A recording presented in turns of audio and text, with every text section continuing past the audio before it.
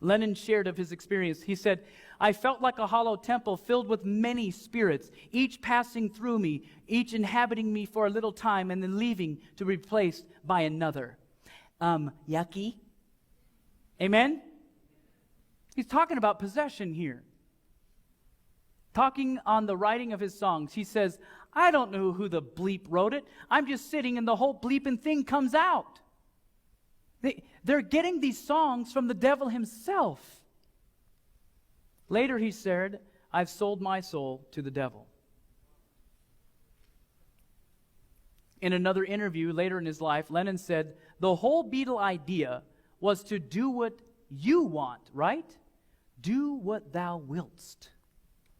There's a direct quote from the leader of the band.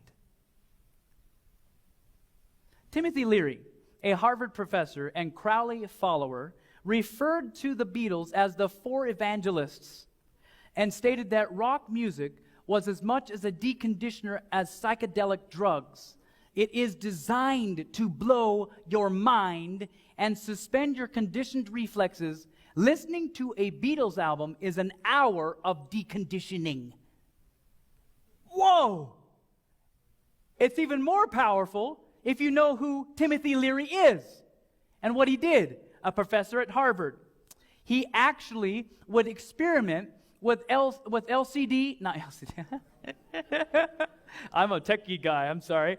With LSD, he actually did all these experiments that were paid for by the university in grants. He did all these experiments with LSD and psychotropic drugs. He was an expert in the field, a user as well, but he was an expert in his field. And they would do all these tests because it was this new drug around, and they're thinking, wow, what does this do to people? And so they'd do all their scientific experiments, and they're like, wow, this is really blowing people's mind. So for him to sit here, and by the way, he's a Crowley follower, accepting this whole satanic message of do what thou wilt, and embracing the occultic themes in the world. So let's reread what he said. He said, referring to the Beatles as the four evangelists, he said that rock music was as much a deconditioner as psychedelic drugs. He was an expert in psychedelic drugs. It is designed to blow your mind. Would anybody disagree that psychedelic drugs blow your mind? Guess what part of the mind it does affect? The frontal lobe, prefrontal cortex. Are we putting two and two together yet? So now he says, wait a second, it's designed, he says rock and roll is just as much of a deconditioner and affects the brain as psychedelic drugs. It's designed to blow your mind and to suspend your conditioned reflexes. So in other words, the devil loves you. No, it doesn't, because I have my prefrontal cortex intact, and it says, I reject that. That is a falsehood. That is a lie. But I listened to the wrong stuff, and the devil loves you. I'm like, oh, okay. Hello? This is how it works. Listening to the Beatles, a Beatles album, is an hour of deconditioning.